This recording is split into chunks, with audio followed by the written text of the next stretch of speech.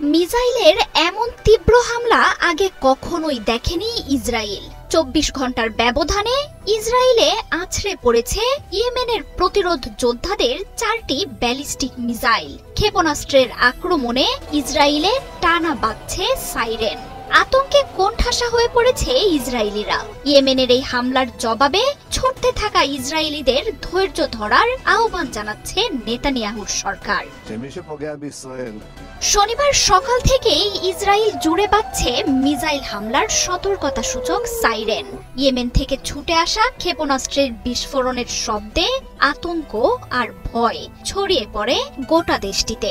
সীমানা পার হওয়ার আগেই মিসাইলটি নিষ্ক্রিয় করার বার্তা দেয় ইসরায়েলি বাহিনী। তবে বিস্ফোরণ আর আগুনে নেতানিয়াহুর বাহিনীর ব্যর্থতা সাথে সাথেই স্পষ্ট হয়ে যায়।